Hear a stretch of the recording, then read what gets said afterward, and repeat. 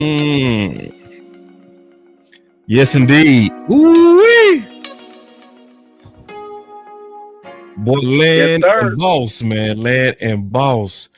Bro, before we get started, man, let's go ahead and tell them what happened yesterday, bro. Yeah. Yeah. You know, life happened yesterday. We'll Yeah. say that. Yeah, I'll go ahead and snitch on myself. You a good man. You a good man. Man, we had the whole show geared up, bro. Set to go right at 8 o'clock. I called myself taking a nap after 12 hours. Right. Woke up at 12:35 in the morning. So what y'all thought y'all was gonna get yesterday, y'all go ahead and get that today, man. So yeah, man. So I appreciate it, man. But before we get into it, because as you can see, Mazi has his weight back. That's what Landlord are not talking about, man. So I'm excited to get into that. But I want to talk about this too, because it kind of went crazy today, man. And I want to get your opinions on this, man, just real quick. Okay. Now hold on. Who is one DB that you can't wait to match up against? Javon D.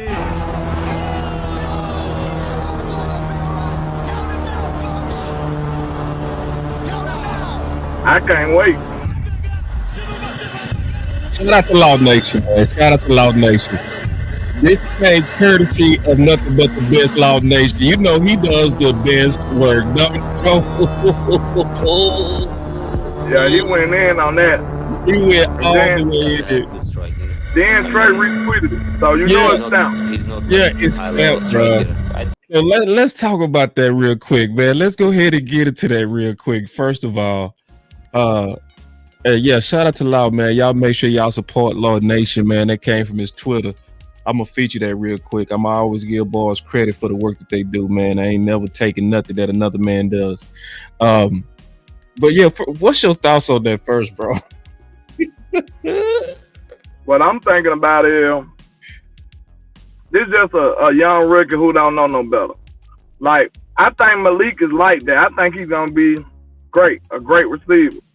But I think one thing he forgot, he don't have a quarterback. So you know what I'm saying? I think he's lacking on that area. He don't understand that you need a quarterback to throw you the ball. Right. And then you're going up against an all-pro. So, you know, that'll be an instant matchup to see, man. I already feel like Trey is like that, but he is coming off of ACL, so we're going to have to see how he looking and how he moving. But I'm still fully confident in Trey Mondee. Man, yeah. And shout out to Landlord, man. Y'all give Landlord his props, bro. Landlord on his content lately, bro. You've been stepping up your game, man. Your analysis is like so dead on fair, bro.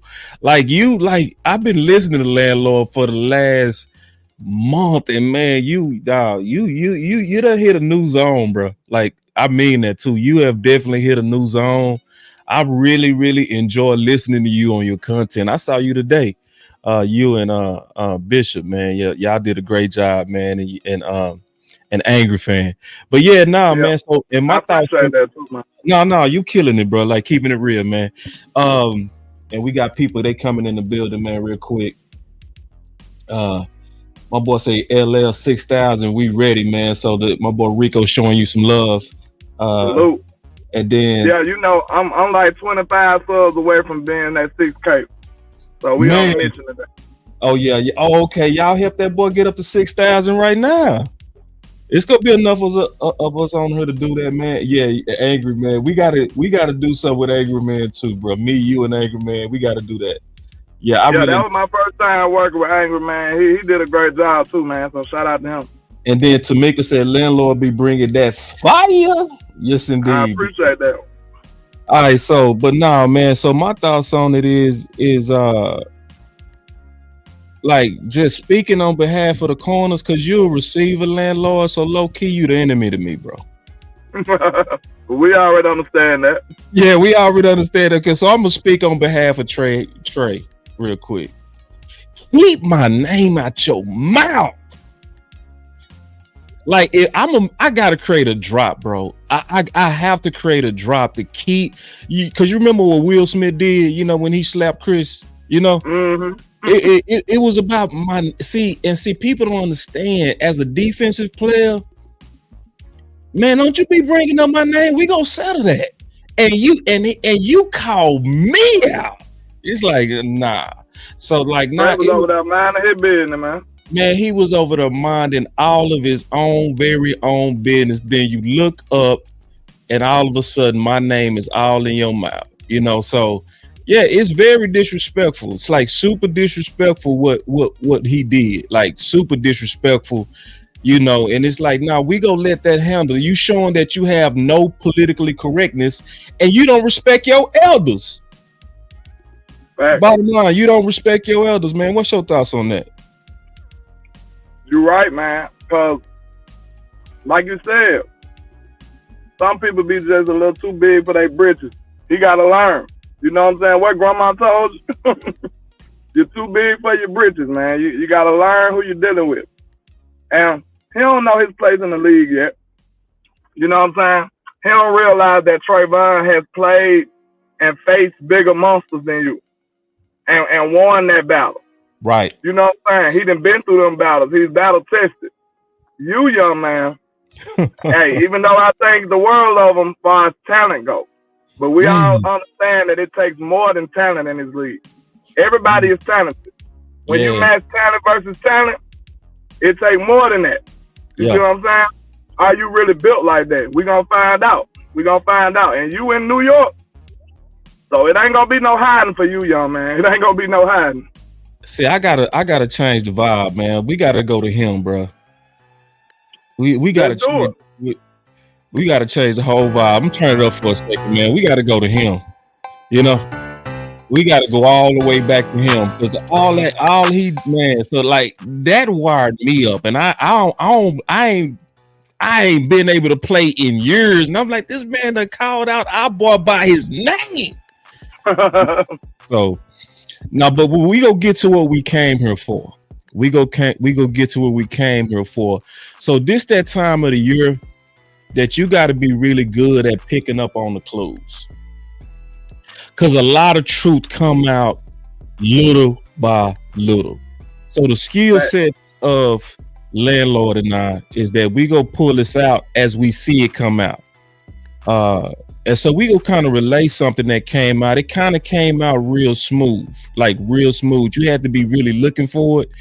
It is a clue came out from Bryan Brouddus. Mazi has his weight back, right? So I'm gonna play this real quick, man. We go get into it. Let's talk about it. Here we go. Let's do it. They're gonna need. They really don't.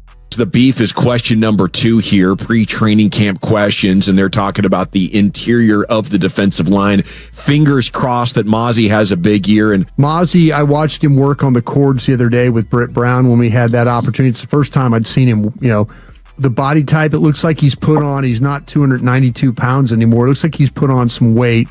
You know, Britt and those guys, not 292 pounds anymore. It looks like he's put on some weight. The body type, it looks like he's put on, he's not 292 pounds anymore. It looks like he's put on some weight. You know, Britt and those guys, yeah, they'll have him ready to go, and it's going to be important to go, and it's going to be important for those guys. Yeah, they'll have him ready to go, and it's going to be important for him to, you know, not have any more setbacks, because they're going to need. They really don't have the one techniques that they need. They have, you know, some, you know, a rookie what they drafted that could potentially be Rogers at all. Rogers, yeah. But other than that, it's a very, very slim position for them.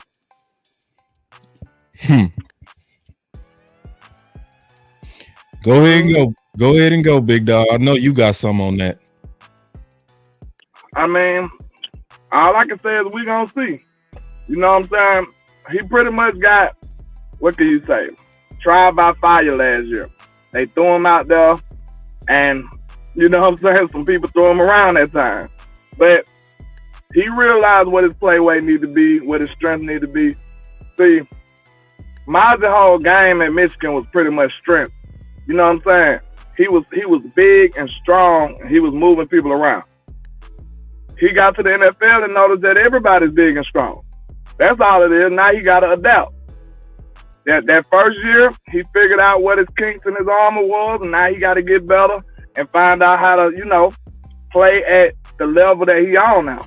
And sometimes that's a challenge for young players, man. Sometimes they might not be able to do it, but I feel like with the coaching staff we done assembled, we done brought in Greg Ellis and them, and I feel confident in this defensive line coaching staff to help him and, mentor him in a way that he needs to get better this year.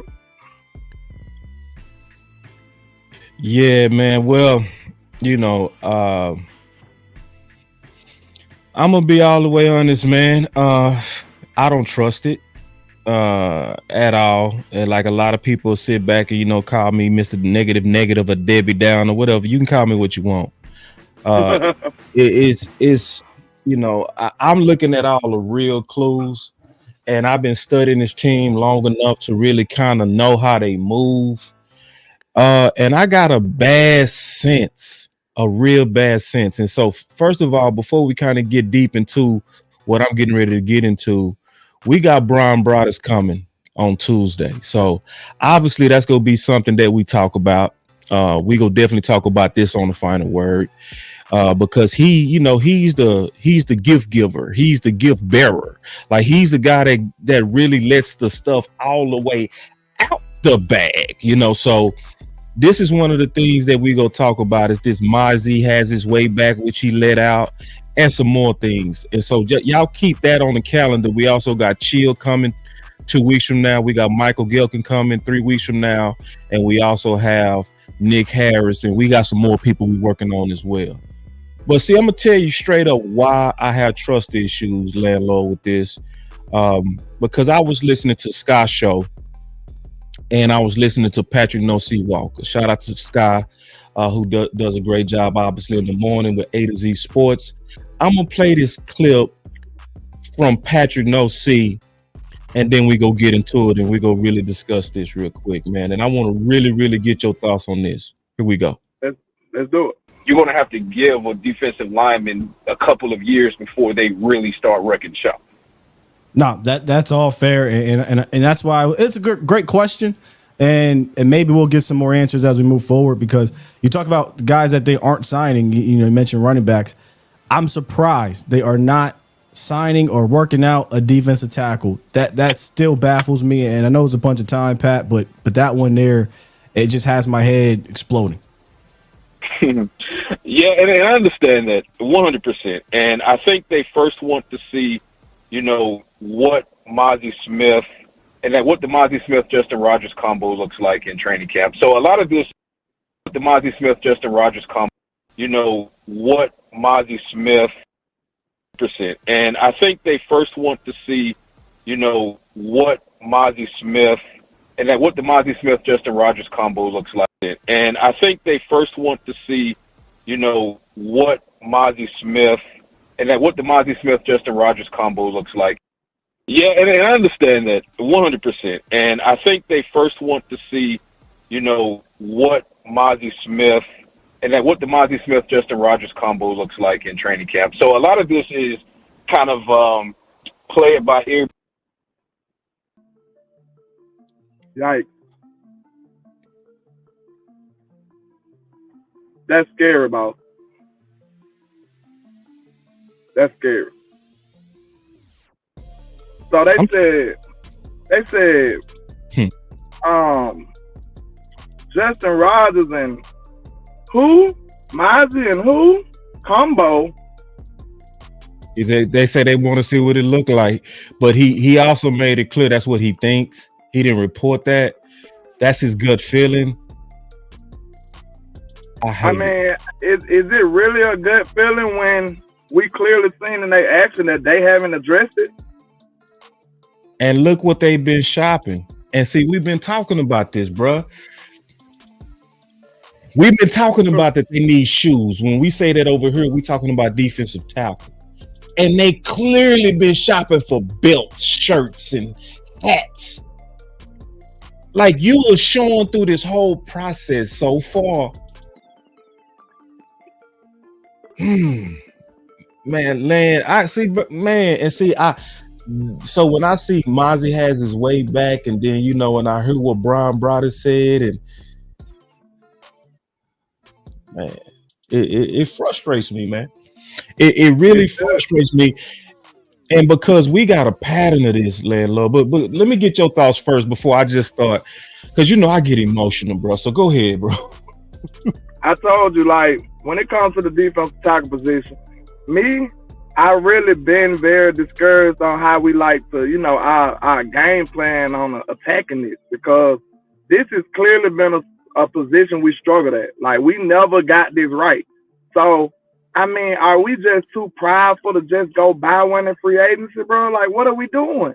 Like, that's the hubris that really just pulled this team back. It's holding us back. That hubris is holding us back. And when I say hubris, I mean the point where you're counting a what round pick when we drafted Justin Rogers? He might as well be a undrafted free agent. Well, he was in the 7th? Yes. You sitting up here looking at us dead in the eyes, boss. And you talking like this dude finna be a starter, like he gonna really impact this team? Now, am I saying that's impossible? No. But I'm telling you, you shouldn't be depending on that. That shouldn't be your strategy going in. You should go get something that solidifies, something that you can put your finger on, something that's tangible first. And if Mr. Justin Rogers want to join the party, the more the merrier. But you don't put him as the star of the movie, bro. What kind of foolishness is this? Like, I just don't understand this team, man. They too cocky and too confident to admit they wrong. I just had a conversation. This kind of off subject, but it's pretty much pointing out their characteristics.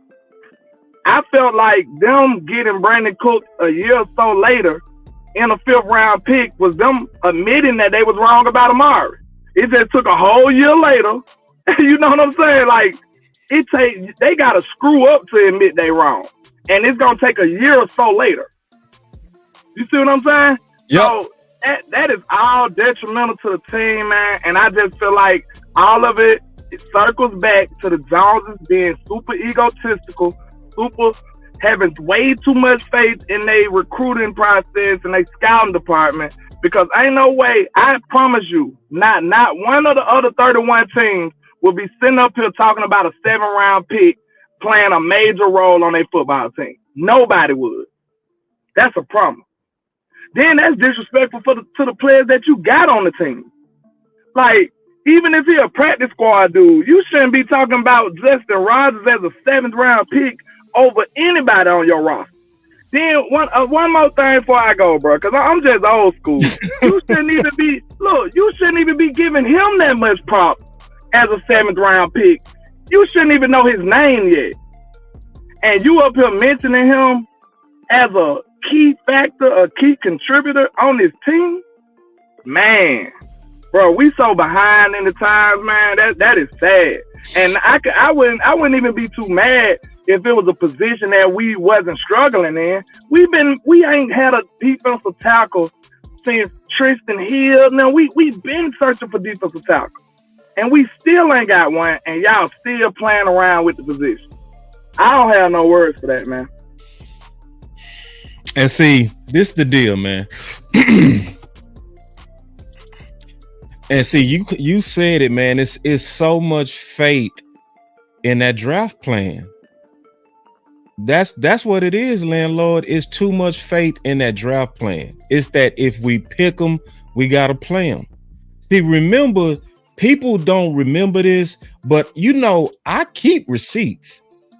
I'm gonna turn off the music when I play this too. Listen to this. That's the most important thing is if you pick them, you got to use them. That's the most important thing is if you pick them, you got to use them. That's the most important thing is if you pick them, you got to use them. That's the most important thing is if you pick them, you got to use them. That's the most important thing. That is false. No, you don't. Look. You don't. Yeah. Look, they even know this. Let me go back real quick, bro, because I'm gonna say this real quick. If you listen to what Patrick said, he said he thinks they want to see what Mazi and Rogers can do in training camp. And it's like, we saw this same thing before, right? We saw this same thing with Gallup. Gallup was limping around, right? And they was selling us that he was going to be ready. You remember that? Yep. You remember that? And so it's one of those things that I know some people be like, boss, be positive, be positive. Yeah, we got precedent, y'all. We got a reason to have some trust issues. Like, don't we? Like, and everybody can see that they have DT issues, landlord. Like, everybody can see it. They even see it to the point to where Bryan Brouddus brought out on Voss show, when they was doing a combo show, that they were so lean at DT that they started wasting the reps of kneeling, putting kneeling at the 3 tech because they just didn't have enough bodies for minicamp and for OTAs. Like, Land. Malpractice. Yeah, man. Oh, we got a super chat. He said, if you pick them, you got to use them. Yeah, I thumb on the scale. Thank you, B Bird. Can you talk about that, Land, please? If you pick them, you got to use them. It's so ridiculous. Because think about this. How many players have we picked and didn't use? like I don't know how they play with us like this, man. That's why it's a blessing y'all got content creators who's going to think this out. And we're going to sit you down and we're going to talk about this. Because there's no way you can make this as a passable excuse or a comment. You got to use them. We drafted Calvin Joseph. Did we use him? We drafted Matt Waletzko. Did we use him?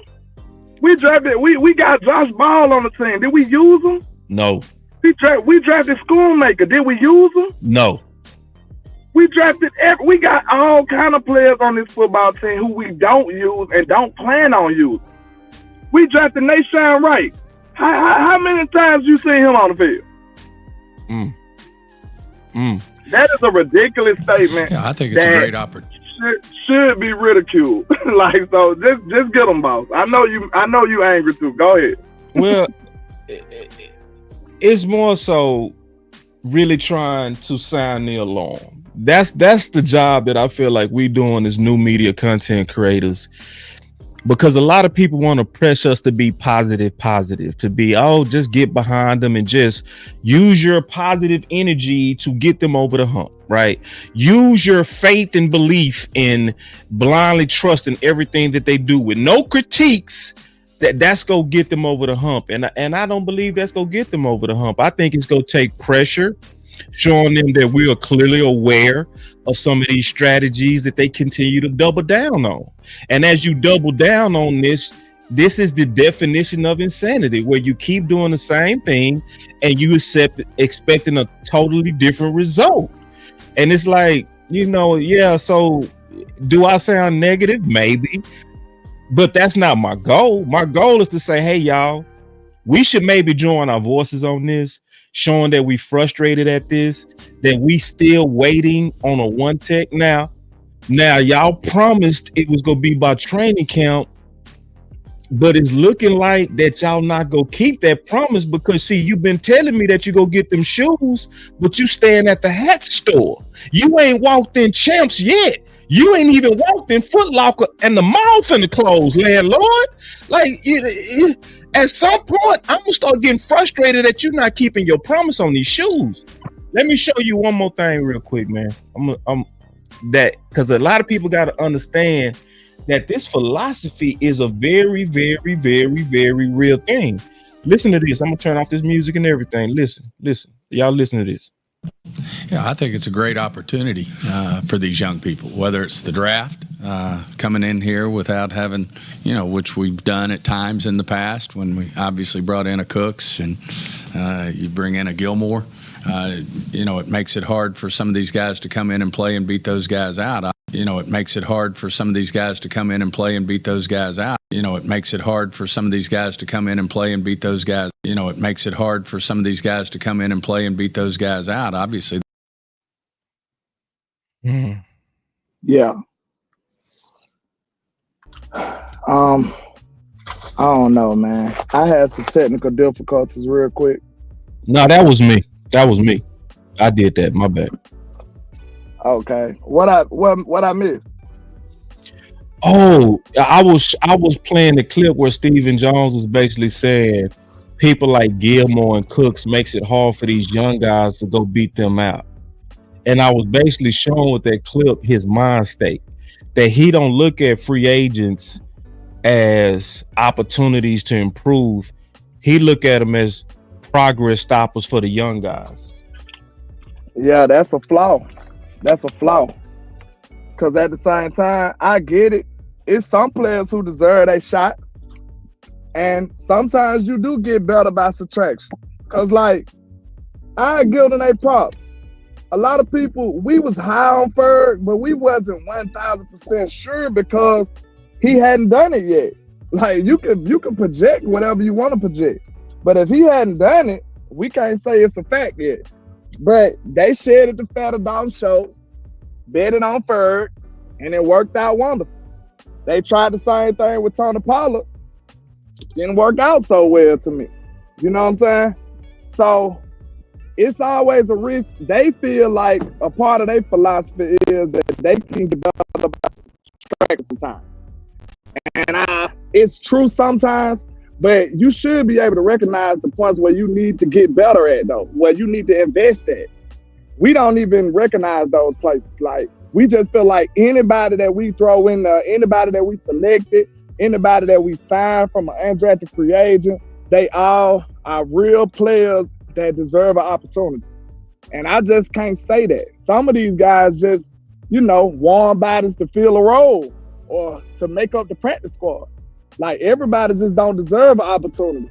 They should be earning one. So, you know what I'm saying? You look at some of these players, what have they done to earn an opportunity?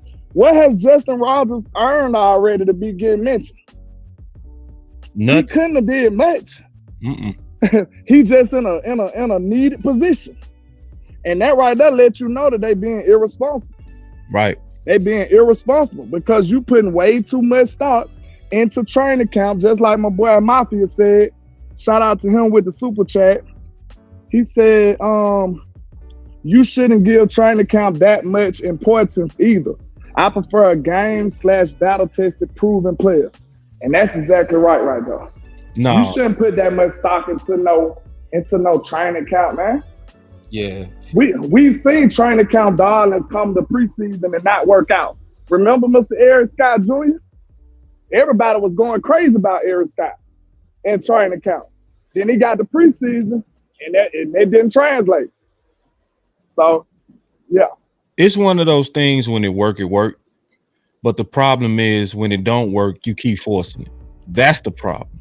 Like, I think Will McClay does a great job of bringing in people as backups, like not backup as competition, like especially when they bringing in the former greats like Conley, right? Like they brought in Noah last year, like they brought in Evans last year, guys that can really be some competition, right? But when you're looking at these guys as potential progress stoppers to your young guys, when it's not working and you keep forcing it, that's what make you have holes on your team that's self-inflicted. So because you treated Evans in a way to where he was expendable and decided to get rid of him over some petty marijuana that's in the process of probably being totally decriminalized all over Texas, then you go up against Green Bay and guess what? You get hit in the mouth. So it's like this stuff keep coming back on us. So when I look at Mazi and I see the fact that, or hearing the fact that, yeah, he might be having his weight come back, obviously I'm excited about that. I do believe in him by year 3, but I think you asking too much where you trying to make it all happen by year 2. It's almost like too much going on, putting the weight back on him. No shoulder mean no bench pressing in the offseason, likely, or not even at a big level, obviously, right? Because how you gonna work on your strength if you ain't got the shoulder to lift weights off your chest? And you're gonna be bench pressing for 17 games, guards and centers off of you. But how you gonna be the best you can be when you couldn't even have the best off season just based on your shoulder? But you saying you want to see what he can do in training camp? Yeah. So which one? So he gonna be pretty much, instead of getting stronger and getting more prepared for the position, he gonna be more than likely recovering the whole summer. So that's gonna have you in a step back in the process by default. Yeah. Just like Schoonmaker. Instead of getting better, they gotta recruit. I mean, they gotta recover. So that's a whole nother step. You can't get better while you recovering. Like, you just can't. You gotta recover first, then work towards getting better. Now, you hear stuff about mental reps and stuff. That's true, but it ain't that like real reps. You see what I'm saying? Like, you need real reps. So I don't know, man. Like I said, this 2023 draft class, if we pulled every one of us in the dark room and asked us that question, how did you feel about this draft? I ain't gonna tell nobody. And I think everybody would be like, I wasn't too fond of it. Most people, I feel like they would say that if they gonna be honest. And it just roared its ugly head at the wrong time last year. We got nothing out of them guys, bro. We got nothing. TJ Bass was the most productive rookie on this team. TJ Bass. And he was undrafted. So what that tell you about your draft class? Not to say that this is the end of the road for them. Not to say that they will never become good players. Not to say that we wasted picks on them. But I'm talking about when we break it down to their production or their impact on last season, it's no case to be made in their favor. It's just not. It's just not. So real quick, man, we got another super chat from Mafia Beast. He said they looking at it all wrong. They not progress stoppers. They are teachers and motivators. Make them earn that spot. 100, man. You killing it. Fantastic super chat, man. And that's what we saying. So let's pivot this to some solutions, right? Let's pivot this to some solutions. What's the answer, Land? To which one?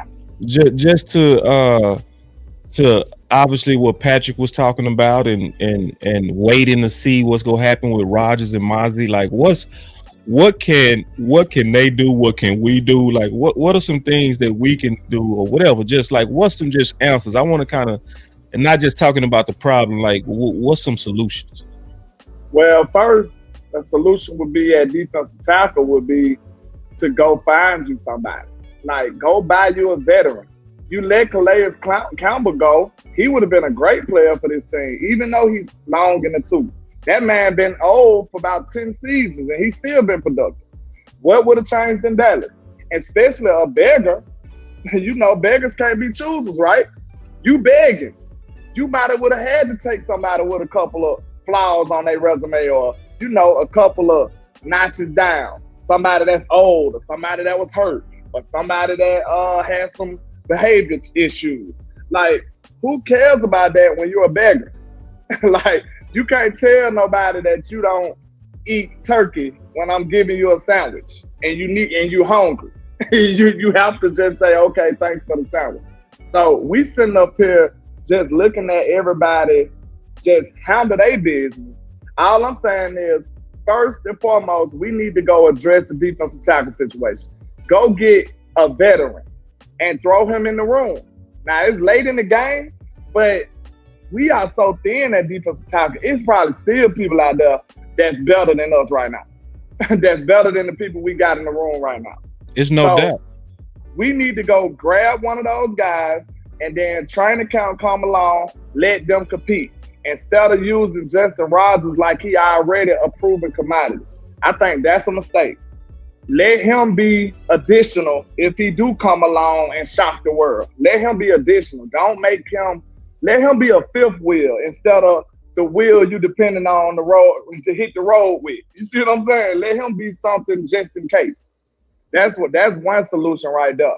And another solution is, like we said, it's very hard. It probably will never happen, but please just keep the politics down to a minimum, man. I feel like we'll be a much better team if we just played the players who deserve to play.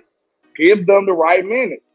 But I just don't know how we can, campaign for that to happen.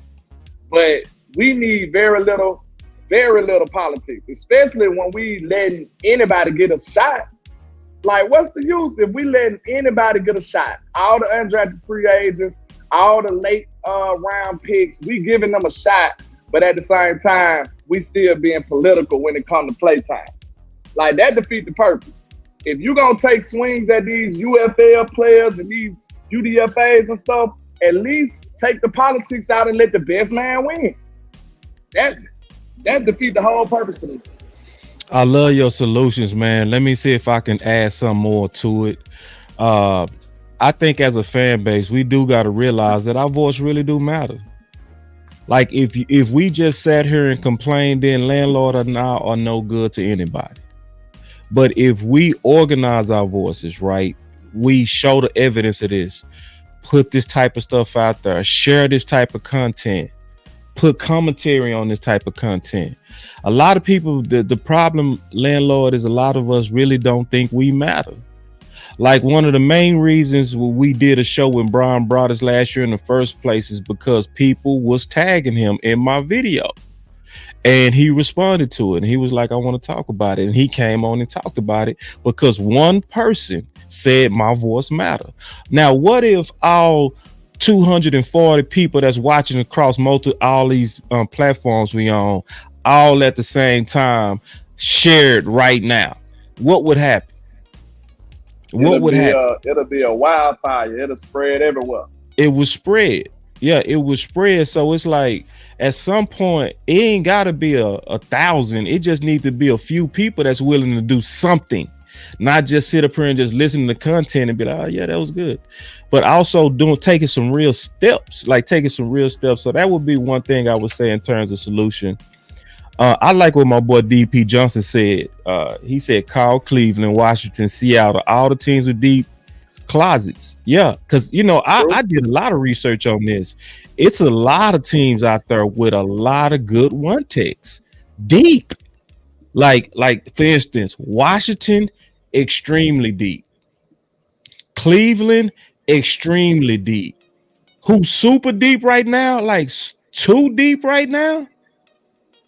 The Ravens. They have 3 good one techs, and one of them they already paid. Arizona has 4. Okay, I ask one question. Last year, when we did the Stephon Gilmore and the Brandon Cooks 5th round trades, what point in the offseason was that? Are we already past that point? Way past it, because they did that the first week of free agency last year.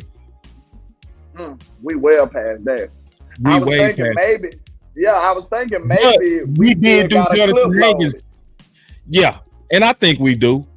Just to kind of just piggyback your positivity, we do, because remember Jonathan Hankins, we got him right at the trade deadline after Philly hit us in the mouth on that tush push. Yeah. So, because I'm thinking all hope ain't lost, because we still can trade. We got compensatory picks. I'm trying to find positive stuff. Okay, we trying to find a solution. So I think we got a couple of compensatory picks that we can use. We got our own 5th round pick. It looks like we like the 5th round picks, especially we catch somebody on the back end of their contract, pay them, and use. And the draft capital will be lower if you got to pay the player. So that'll be in Stephen Jones' favor right there. Find you somebody who on the back end of their contract that you like, give up a 5th round pick or so, get them aboard on the team. And I feel like they could possibly pull something like that off, man. Yeah, it's possible. Yeah. And Jonathan Hankins is hope that it can work, right? Because, even though this one tech wouldn't know Zimmer's language, at the end of the day, your job is, to keep them linebackers free, whatever the language is. So Jonathan Hankins came in late and still was tremendous, even lately traded 2 years ago, right? So it's hope. But I was watching your show today, man, and I co-sign what you said on everything you said on Dak breaking the records this year. Okay, yeah. You talk about the real quick. I'm gonna tell you why, and it has something to do. Catch everybody up with what we're talking about first, and then I'm gonna tell you why I agree with you. Okay, basically, Dak has he's like 400. Like I'm doing this off my memory now. So he's like 4,700, roughly 4,700 yards behind Tony Romo for being the all-time passing yard leader for the Dallas Cowboys. And he got a chance to beat Tony Romo again for the most passing yards in the season. Y'all remember in 2019, he had 4,900 yards. He didn't want to pass Romo in a season where he wasn't going to the playoffs on purpose. I feel like he did that on purpose because he could have stayed out there, but he ended up coming off the field early. So now Tony had 4,900 yards in like 4,905, something like that. So Dak got a chance to be able to pass Tony for the most passing yards in the season and most passing yards for the Dallas Cowboys quarterback of all time. So do y'all think, basically these are the questions, do y'all think Dak will have over 4,700 yards? That would put him over the edge to be the all-time leader. And do y'all think Dak could pass Romo for the single season lead? Because he's got both of those records that's like right there in his reach. And let me tell you why I think it's gonna happen. And this is why I agree with you, because I heard that, man. It was a great question you asked on that. I believe it's gonna happen for a couple of reasons. You already said this on that show earlier. I'm gonna just piggyback on what you said. First of all, we had a slower start because it was a new offense and they was trying to really get in rhythm. They didn't get in rhythm in that offense until after San Fran. And then they took off like a hot rocket and just went crazy, absolute crazy. So we got to all remember that they ain't starting behind the curve this year. They starting ahead of the curve. They even talking about that their whole install process is totally different. They was putting the very building blocks on the offense last year around minicamp and OTAs. This year it was more of a continuation. So Dak is going into year 2 of this offense and they gonna start out straight up blazing. You know, so from that, I would say for sure that Dak is gonna break it. But also because it depends on what they do with Mazi, right? And Rodgers. So if they go out there and they really try to force them boys, what's gonna really happen? If we just talk about like the Florida game, like what's gonna happen? You mean people gonna run on us, right? and we ain't gonna have the ball as much. And what's it gonna force Dak to do? Throw the ball, play catch up. He gonna be playing catch up at least during the first part of the seasons. So remember when Dak was on that crazy pace, like he was on a 6,600 yard pace. 2020. Yeah. Like people forget he was on a 6,600 yard pace. Ridiculous. But remember, that was also because the defense was the worst in franchise history. So that defense made the offense have to gun it. So if we don't, and I said all that to say, if we don't solve this DT issue, Dak is gonna break the record because he gonna have to. Uh-huh. Yeah. Yep. True. I feel the same way. I just think like I said, I'm bullish on Dak year 2. Cause like I hear, you know, I'm pro Big Mike on my channel. Like I feel like it's my duty to be somebody speaking good about Mike McCarthy. Cause I don't hear it nowhere else for real. Like I promise you. So and I just respect what the coach did over here, man. Like I think some people gotta be kind of wild, bro, if they can't recognize the greatness that he done brought to the team. He is not the worst coach in the world, bro, regardless of what mainstream media say. If you just take a look at what Mike McCarthy has accomplished with this football team since he's been in Dallas, he's been a damn good coach, y'all. I don't know what y'all want from the man. Like we don't blame one player or one. We already know the reason why we're not getting to the promised land. So how you gonna sit up and then come back at the same time and say it's Mike McCarthy's fault? Like, bro, we know what type of environment he's dealing with. We know how he got to maneuver in the underworld realm of the Dallas Cowboys. This man been doing it magnificent. To be honest, he got rid of Kellen Moore for you. He should be praised for that alone. Like to get Kellen Moore out of here. He should be praised like he should be praised like he the Messiah, man. Like for that alone, for that alone, man. And then next time, you know, I just seen when I did the replay on one of them interviews on my channel, I noticed that I was already saying, I said these words specifically, boss. That's why them rebrinds and them retro shows are very important. They are. I said these words verbatim. I said Mike McCarthy is going to get the best out of Dak Prescott. I promise the guy. I said those words exactly. And what he did in 2023. Got absolutely the best out of Dak Prescott. Literally everything we wanted to see, we started seeing. Like, Dak run. How long was we saying that? But from that 2.5, Kellen Moore had this man legs gone. And the 2.5, you do a good job of explaining the 2.5. I'm gonna explain the 2.5, see if I can do it like you. So the play's supposed to be already decided within 2.5 seconds. After 2.5 seconds, it's considered a play breakdown. And so after the play breakdowns, they have a play breakdown and rules on what to do in the play breakdowns, even down to how Dak uses his legs. So what it did is it made Dak more decisive with his legs. So if the play breakdown after 2.5 and he see an opening under Mike McCarthy, he has carte blanche to go. You know, so it's one of those things that where all the things we've been begging for years, we saw it under Mike McCarthy. I think this is a quick way to say it too, boss. And Kellen Moore's system, the way he tried to use Dak Prescott, Dak literally had to go down with the ship on every play. Because listen, he had no other option. If the play didn't get the players open, Dak had no other options. He had to either throw the ball or it was an incompletion or something. With the 2.5 system, instead of trusting Kellen Moore's scheme or anybody's scheme, guess where Dak get the trust? His instincts. Yeah. He get to trust his instincts. And he been a master of those instincts since when? Mississippi State Dak. Yes. This man knows when to run the ball. He feels the presence to when to run the ball. And people sit up and talk about the O-line play we had. Look at the way that Dak masterfully moved around in that pocket. I've seen some hold up. I really want to call some people out. I really do, but I don't want to start no war on YouTube. But I promise you, I went back and looked at some people's evaluations of Dak Prescott from last year just to see how wrong they was. This is what I do in my spare time. Okay. I went back just to see how wrong they was. And one of these credible YouTubers that get thousands of views on their film sessions and all of that, not in our circle. He's an outsider, so we say.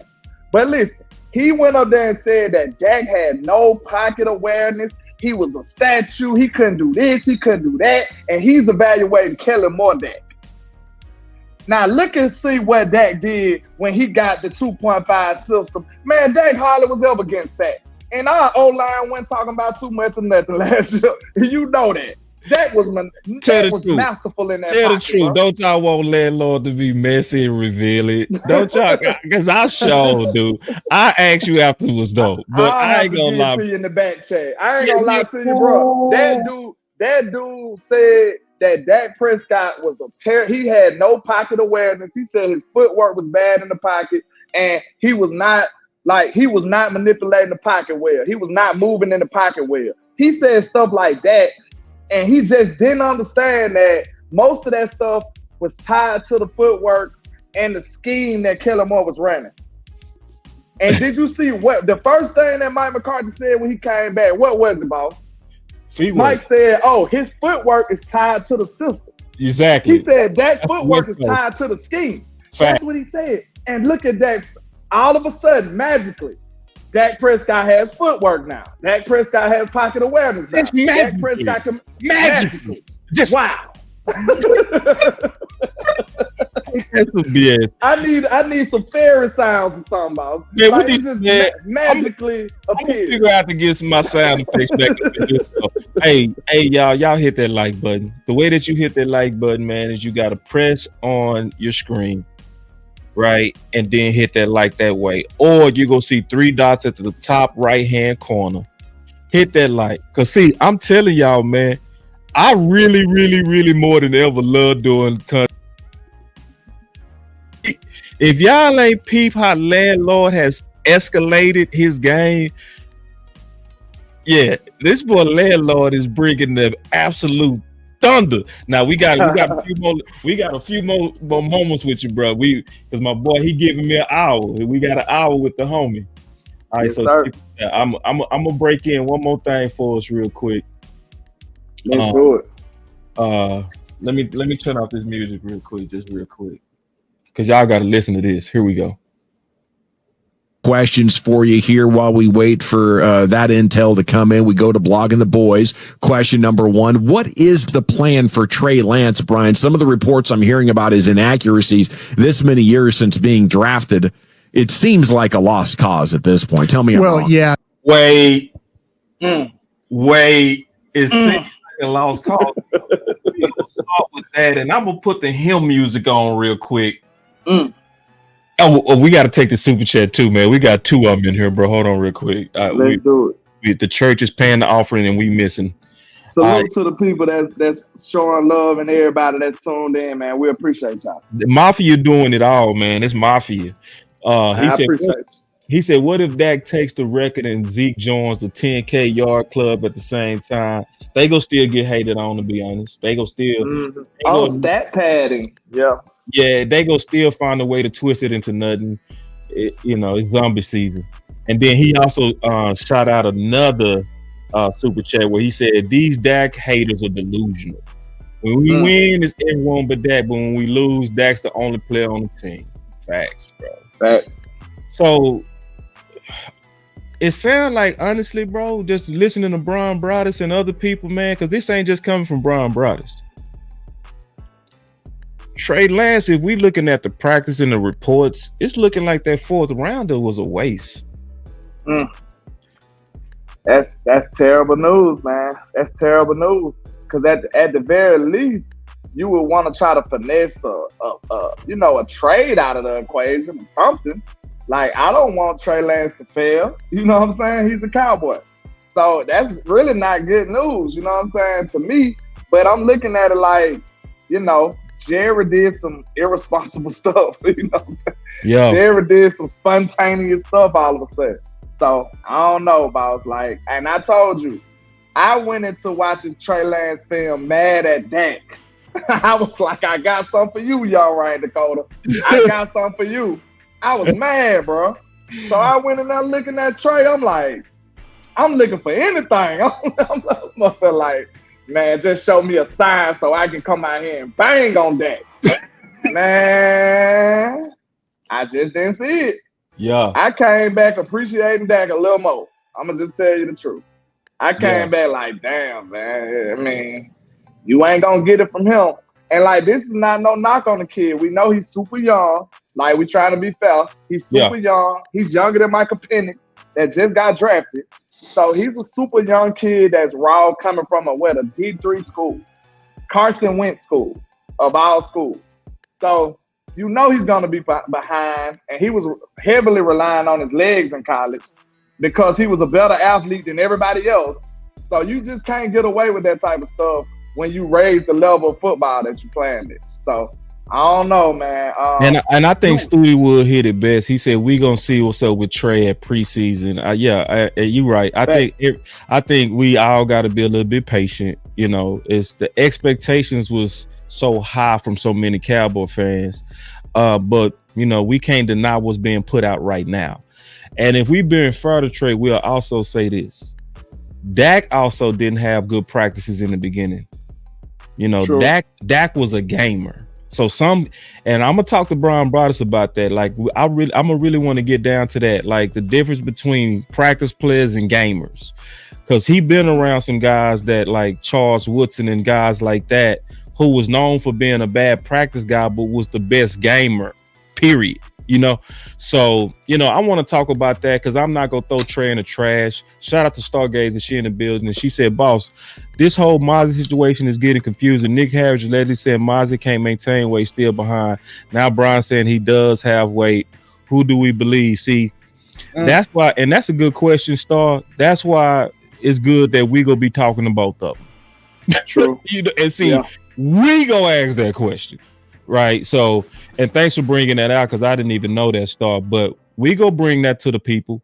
We go bring that so it can be clarified, and that's the thing. We get the privilege of being independent and asking the questions that some people might be scared to ask. It's just what it is. Let me continue this. Yeah, I did. My boy Rome in the building too, man. Cowboy fan talk. He said I called him when we first made the trade. He said, "Give me my fourth back."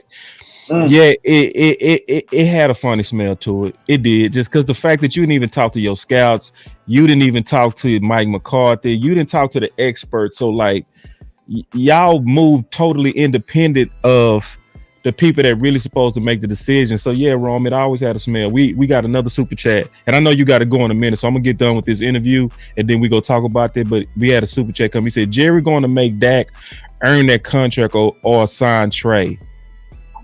Dak got us to the NFC Championship, but we go different ways.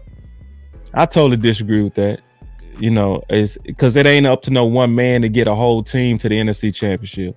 It don't work like that. And then if you saying we go different ways, where you go? You ain't gonna go to Trey.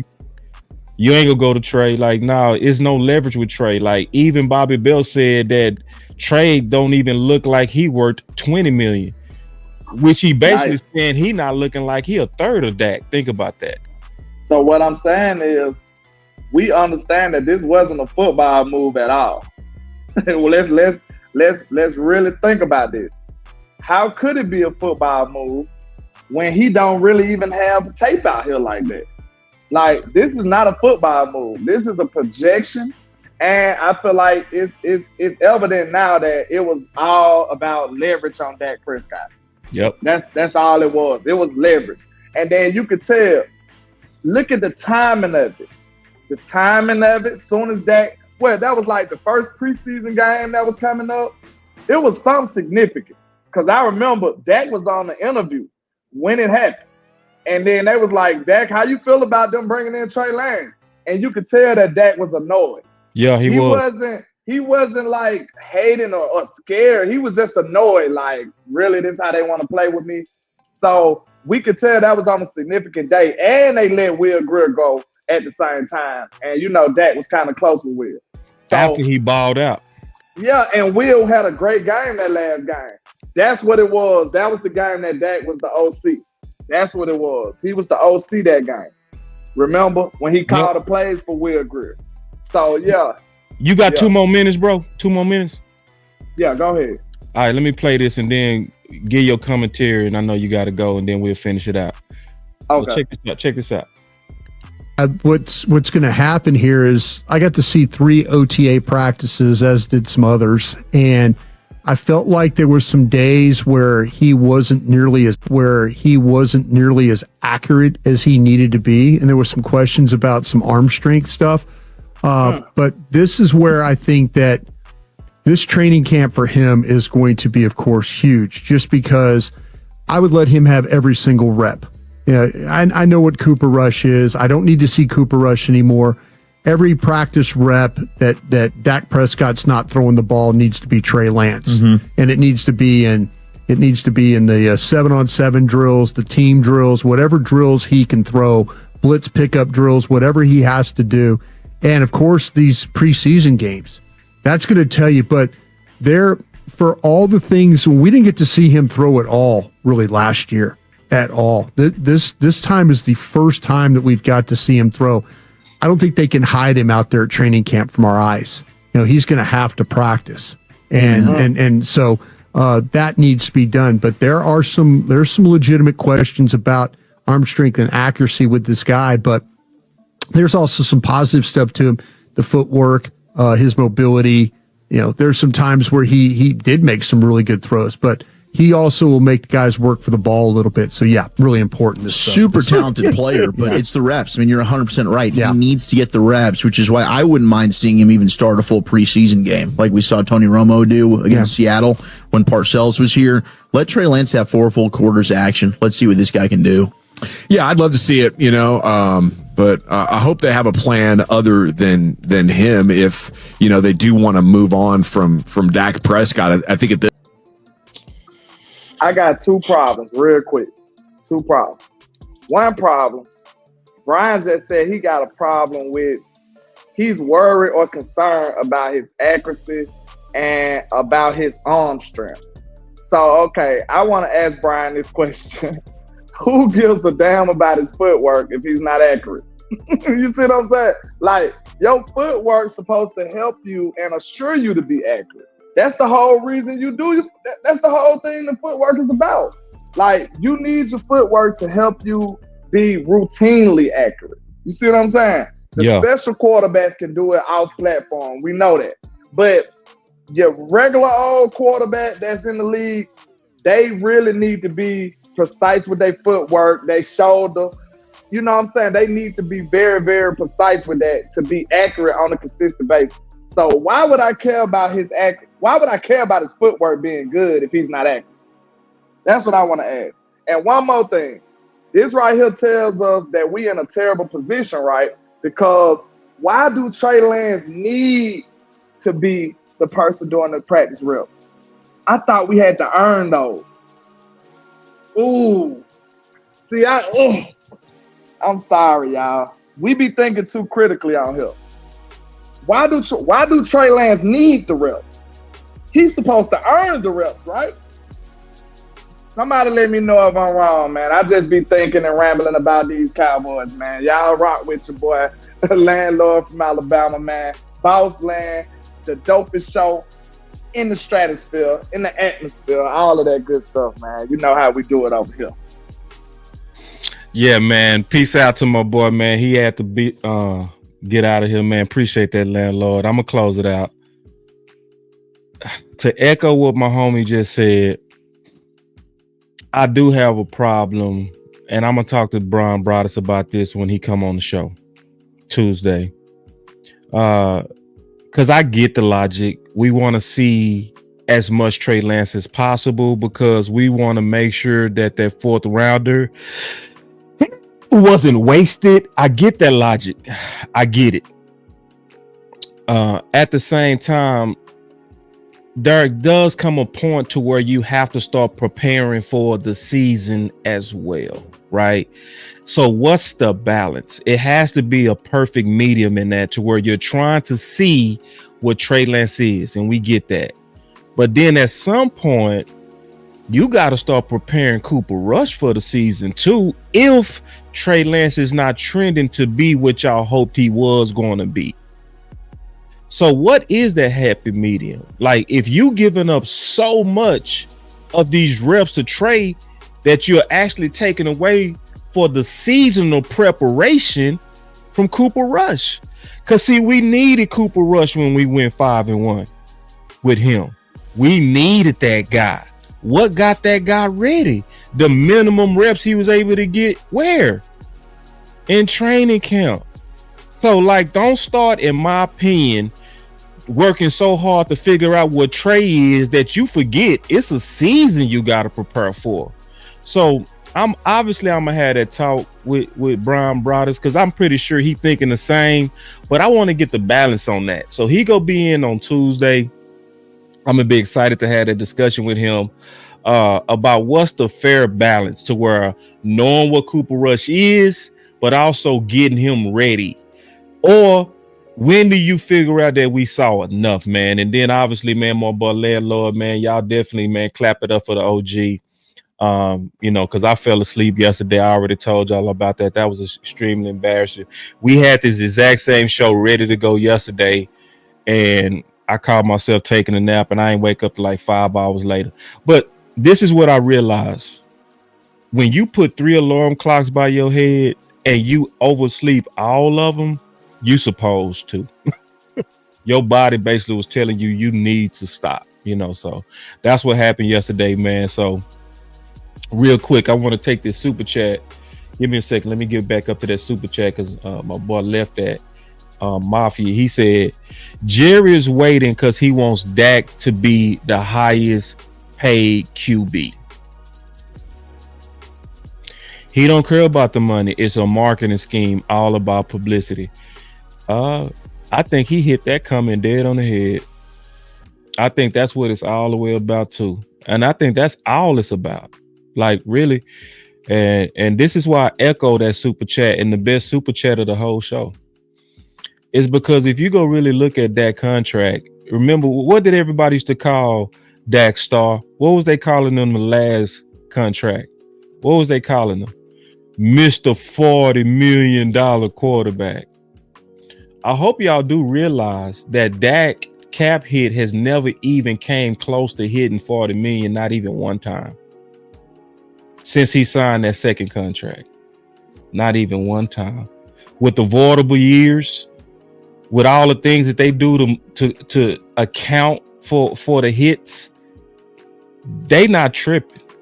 And that's why they'll let this play out. Because I said this the other day, just keeping it real. What would the media be talking about right now if we sign Dak and if we sign CeeDee Lamb, if we sign Micah Parsons? This is exactly what Jerry and them want. They wanted this manufactured controversy. And I'm going to be honest, I think this exact same thing playing out with Trey Lance. They want the manufactured controversy. They wanted this. That's why they didn't talk to the coaches. That's why they didn't talk about to the scouts, because it was more so about business and not football. But Landlord was right. This is the dopest show in the South, no doubt. I mean, we take pride in this. We love doing this. And y'all stay up, man. This Boss Land, man. We gonna continue to give y'all that funk. We also appreciate y'all greatly, man, for always donating. Make sure that y'all make y'all voices matter. How can you do that? Share the content. Share the content. Hit that like. Let's get it. Boss Land.